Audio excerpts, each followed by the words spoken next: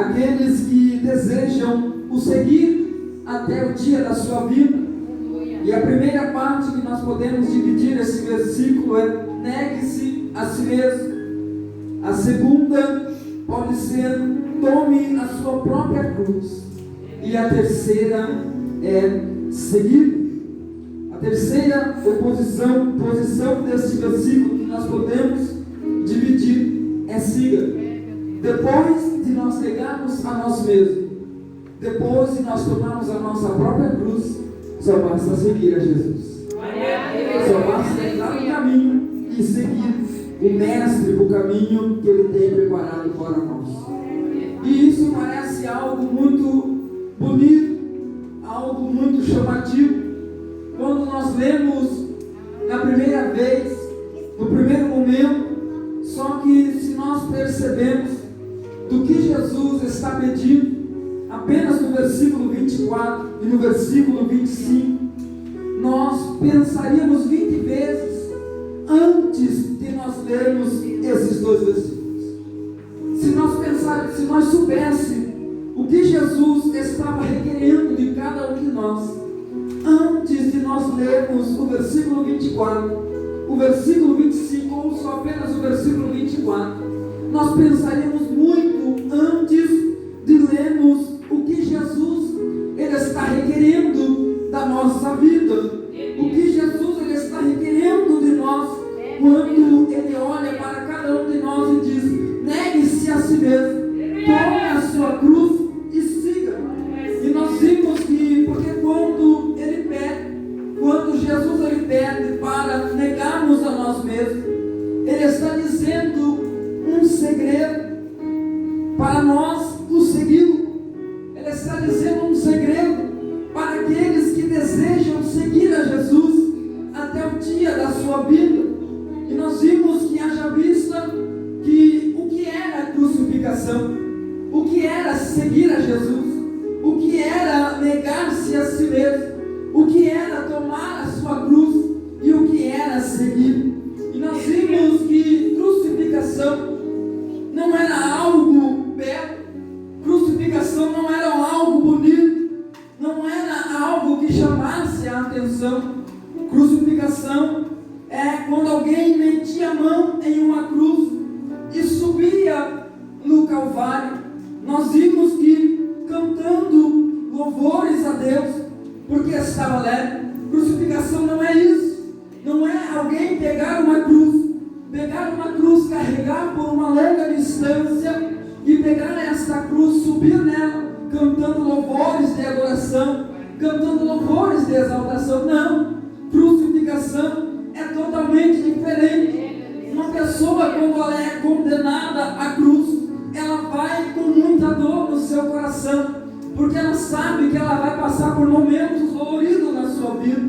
E nós vimos que a crucificação era algo tão horrível, que imagine agora pregos entrando em suas mãos, cravos perfurando os seus pés, entrando nos seus pés, pessoas zombando da sua vida, zombarias de todos os lados, pessoas cuspindo em você, pessoas te espancando de todos os lados. Isso significa crucificação. A pessoa não morria no primeiro momento, a morte vinha e provinha da ausência de sangue no corpo da pessoa que estava condenada a ser crucificada. E nós vimos que por causa da respiração, a qual diz a história que o crucificado ele levava dias para morrer. Quando uma pessoa era crucificada e ela morria do dia para a noite, ali era mais ou menos, não sofria tanto. Mas quando a pessoa era levada para ser crucificada, a pessoa era condenada à cruz, morte de cruz, e levava alguns dias para morrer. Aqui começa um momento de tortura, começa um momento de tormenta para a vida daquele que foi condenado à cruz, para a vida daquele que foi condenado à crucificação. E muitas das vezes o crucificado levava dias para morrer, levava dias para que ele pudesse render o seu espírito. E ali a pessoa a quem o crucificou determinasse que ele deveria morrer naquele momento, que ele não podia passar daquele dia.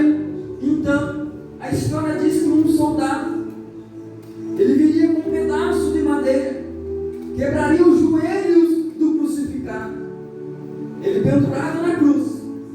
Um soldado tinha que vir com um pedaço de madeira, dar uma pancada bem forte nos joelhos daquela pessoa que estava pendurada na cruz, para que os seus joelhos pudessem ser desconjuntados, para que os seus joelhos pudessem ser quebrados, porque enquanto o crucificado estava pendurado naquele madeiro, ele precisa colocar toda a força do seu corpo sobre os seus pés, para poder, diz a história, dar a sua respiração ao seu corpo. E quando os seus pés cansavam, diz que por causa da dor do seu corpo, ele passava de novo para descansar os seus pés, e agora eram as mãos do crucificado que sofria. Quando os seus pés cansavam de sustentar o seu corpo na cruz, ele pegava, descansava os seus pés, e ele pegava toda a sua força nas mãos. Todas as suas forças ele colocava sobre as suas mãos para descansar as suas pernas, para descansar os seus pés.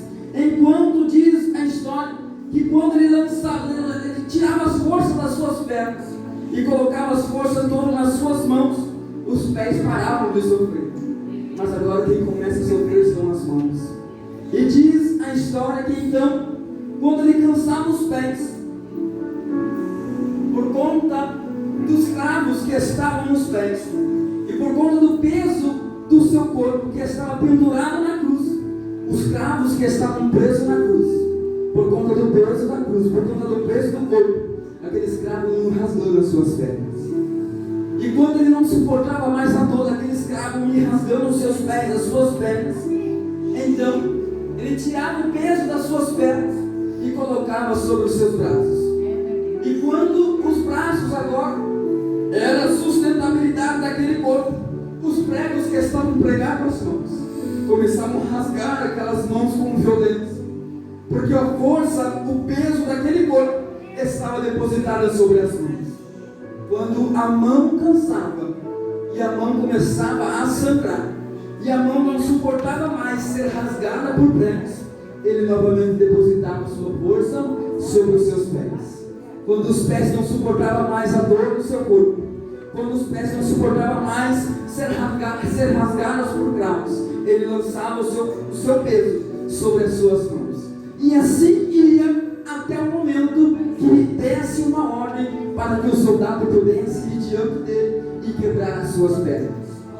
Quando as suas pernas eram quebradas, não tinha mais sustentação, porque não tinha em quem ele escorasse, não tinha em quem ele pudesse escorar o seu corpo. E por conta da agonia da dor, por conta dele estar agonizando, por conta de suas pernas serem quebradas, aquela pessoa que foi crucificada, que foi levada para ser crucificada, quando as suas pernas são quebradas, ele não suporta a tamanha dor, e ali ele acaba desfalecendo. E agora imagine que alguém quisesse matar quem estava na cruz. Se alguém quisesse matar aqueles que estavam pendurados na cruz, quebrando as suas pernas, não haveria mais sustentação. Então haveria morte por sufocamento, porque não tinha como ele respirar. O peso do seu corpo não tinha como sustentar nas pernas. As pernas não aguentavam a sustentar o corpo. A mão não aguentava sustentar o corpo, porque já estava rasgada por pregos. Aquela respiração que estava dentro dele, da pessoa que foi condenada a ser crucificada, por conta do ar que estava dentro dele, ele acabava morrendo sufocado, porque não podia respirar, porque não podia poder soltar a sua respiração. Mas quem estava subindo a cruz naquele dia, há 2000 anos atrás, não era Jesus. Essa pessoa que eu disse até este momento é como uma simbolização da pessoa que foi condenada à cruz. De Jesus ninguém quebrou nada, porque Porque quando o soldado foi para quebrar a sua perna, Jesus já estava ali. Porque Deus tem um plano perfeito para todas as coisas. A Bíblia diz que nenhuma parte do seu corpo foi quebrada, nenhuma parte do seu corpo foi desconjuntada. Mas quem estava subindo a cruz naquele dia, há 2000 anos atrás, agora é Jesus. Não era qualquer pessoa, embora tratado como qualquer um, embora ser tratado como se fosse um réu. O crucificado era levado na cruz, porque enquanto estava na cruz, alguém dizia para o crucificado: os teus pés não te merecem tocar na terra. Enquanto estava pendurado na cruz, antes de Jesus subir a cruz, ele já era rei. E isso porque ele já era. Só que Jesus, ele era rei por direito, sendo filho do Criador, sendo filho do Criador em todas as coisas. Mas depois da cruz, ele não é só mais rei por direito, ele é rei por merecimento. Ele já não é rei por direito, ele é rei por merecimento. Ele merece a coroa que ele tem, ele merece o trono que ele se assenta, ele merece o centro que ele tem em suas mãos, ele merece a autoridade que ele tem, ele merece a glória que ele possui, ele merece a adoração da igreja, ele merece o louvor da igreja, ele merece a exaltação da igreja, ele merece a glorificação do povo de Deus. Antes da cruz, era direito dele ser rei. Depois da cruz, ele merece todas as coisas. Antes da cruz, ele era chamado de rei por direito, porque era chamado filho de Deus, criador de todas as coisas. Depois da cruz, ele não é por direito, ele é rei por merecimento. Porque antes dele, a Bíblia diz que toda a glória é depositada para ele. Porque dele, por ele e para ele são todas as coisas. Antes dele não houve, depois dele não haverá. Antes dele foi ele, depois dele será ele novamente. Porque ele é e sempre será. Ele foi Deus ontem, ele será Deus amanhã. Antes que o sol se levantasse no horizonte, ele já era Senhor sobre todas as coisas. Antes que Abraão existisse, ele já era Deus sobre todas as coisas. Antes que tudo existisse ou subsistisse, ele era Deus sobre todas as coisas. Por isso que quando Deus ele foi criar o homem, ele diz: façamos o homem a nossa imagem e a nossa semelhança. Deus estava dizendo: Filho e Espírito Santo, vamos fazer o homem conforme a nossa semelhança, para que quando Satanás se levantar contra a vida dele, ele não vai poder se levantar, porque o homem tem a nossa digital, o homem tem o merecimento e o horário não vai poder.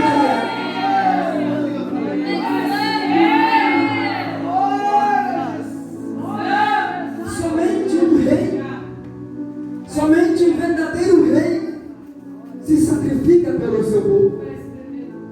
Você acha que se fosse qualquer tipo de rei, ele ia se sacrificar por cada um de nós? Não é isso. Mas porque ele é rei dos reis. Ele não é apenas um rei, ele é rei dos reis. Ele é Senhor dos senhores. Ele é o que é e o que há de vir sobre todas as coisas. Porque Jesus está fazendo isso, dando essa resposta no versículo 24, por causa dos versículos que vieram anteriormente. Nós vimos que isso é uma reação que Jesus está tendo a um questionamento, e nós vimos que o questionamento não é de qualquer um.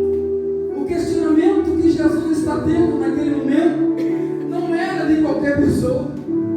O questionamento que Jesus está tendo naquele momento, quando Jesus ele fala o versículo 24, não era qualquer um que estava questionando a Jesus. A Bíblia diz que era Satanás que está questionando a Jesus através da boca de quem? Da boca de Pedro. Por um leve momento, Pedro deixou uma brecha. Satanás entrou no corpo dele e usou a boca dele para questionar Jesus. Agora imagina, estava com Jesus. E Satanás achou brecha para entrar nele. Imagine nós, que não vemos ele, só sentimos ele. Se nós não vigiarmos 24 horas, a todo momento, ele usa a nossa vida para questionar Jesus. É verdade, meu Deus. E nós vimos que Satanás diz: salva a si mesmo. Para que tu vais morrer? Para que cruz? Para que você vai se entregar na cruz por eles? Para que você vai morrer por eles? Jesus olha para Pedro e diz: para trás de mim, Satanás. Porque Satanás se vence assim, com palavras. Não tem rateamento não. Satanás se vence é com a palavra de Deus. Você quer vencer as astutas ciladas do maligno contra a sua vida? É usando esta palavra. Não tem outra coisa para você vencer as astutas ciladas do diabo a não ser a palavra de Jesus. Quando Jesus ele foi tentado no deserto, Jesus não fez nada a não usar a palavra. Quando Satanás apresenta-se para Jesus no pináculo do monte, dizendo: se joga daqui. Se você se jogar, eu te dou todo mundo para te adorar. Jesus usa uma palavra que está lá em Deuteronômio dizendo: não tentarás o Senhor teu Deus.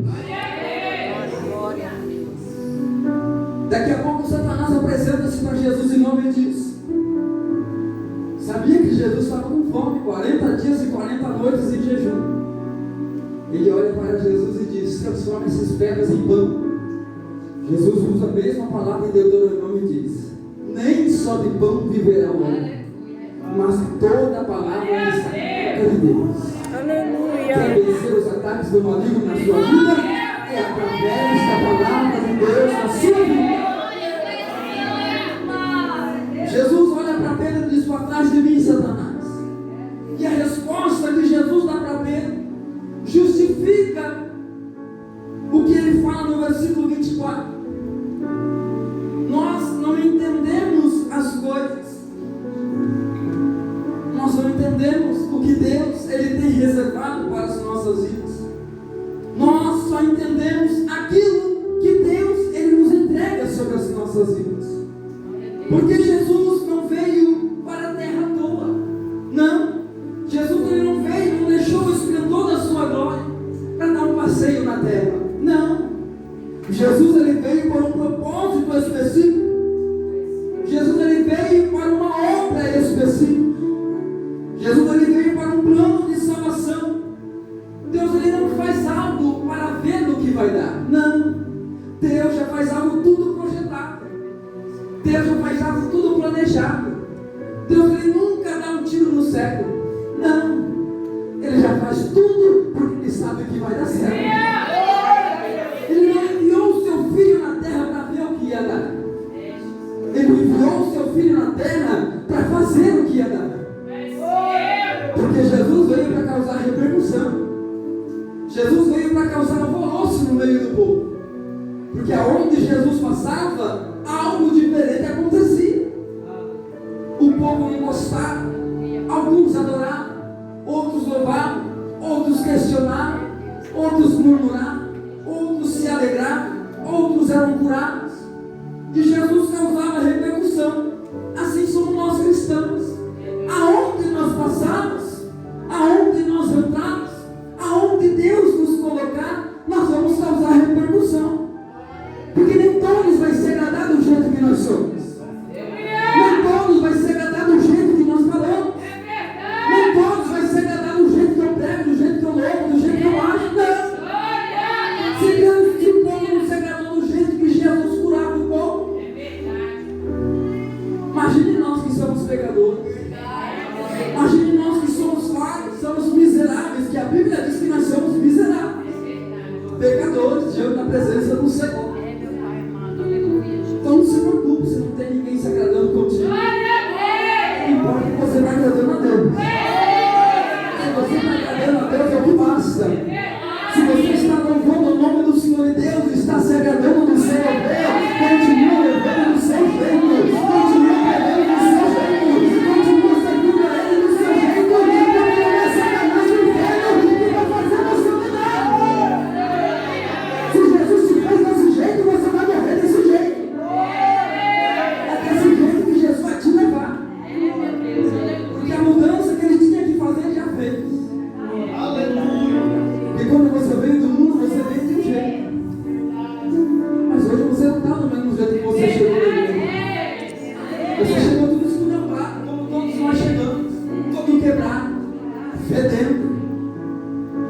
Jesus vai dar um banho de graça. Jesus vai dar um banho de refrigério em nossa vida.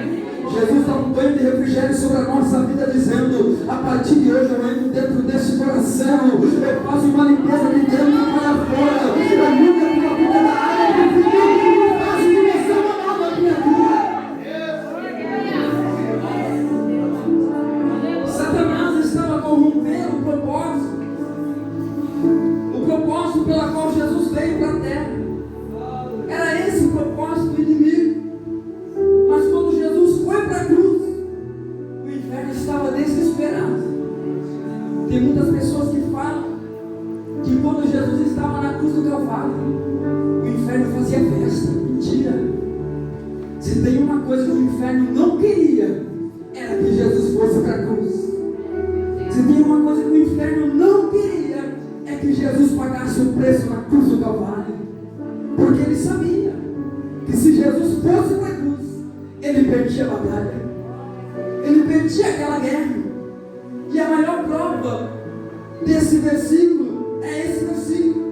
A maior prova de que Satanás não queria que Jesus ele fosse para a cruz do Calvário é o versículo que nós vemos, a qual diz, a qual Pedro sendo usado pelo adversário, ele diz: livra-te a ti mesmo, não vá para a cruz, deixa essa história de cruz para lá. Mas só que Jesus ele veio para um propósito. Jesus ele veio para cumprir uma ordem. Jesus ele veio para cumprir uma ordem. Não, o inferno não queria que Jesus fosse para a cruz. Se tem uma coisa que o inferno não queria, era ver Jesus pendurado na cruz. Enquanto Jesus estava na cruz, o inferno estava desesperado, porque eles não sabiam o que ia acontecer depois da cruz. Eles não sabiam o que ia acontecer enquanto Jesus estava na cruz. Porque quando Jesus subiu na cruz, era o diabo perdendo. Quando Jesus era levantado na cruz, era o inferno recuando. Era o inferno perdendo a batalha. Jesus é tão poderoso que Jesus ele é, que foi ele quem se entregou na cruz do Calvário. Não foi a morte que o matou, não foi a morte que o entregou, que o sepultou, que o matou. Diz a história que Jesus se entregou, a morte não teve poder para trocar em Jesus. Eu posso imaginar Jesus pendurado na cruz e a morte lá embaixo do lado dizendo: eu não posso tocar em você, porque o poder que tu tens é maior que o poder que eu tenho. Como que a morte vai tocar no dono da vida? Como que a morte vai matar a vida? Não tem condições. E quando a morte olha para Jesus e diz: Jesus, pronto, podemos ir para o sepulcro? Eu posso imaginar Jesus olhando para a morte e dizendo: não, eu tenho que libertar alguém ainda. E quando a morte olha para Jesus e diz: pronto, Jesus está encerrado, podemos ir para a sepultura, eu posso imaginar Jesus olhando para a morte e dizendo: não, espera mais um pouco, porque tem alguém ainda que eu tenho que salvar, tem alguém ainda que o meu sangue tem que ir buscar, tem alguém ainda que eu preciso resgatar.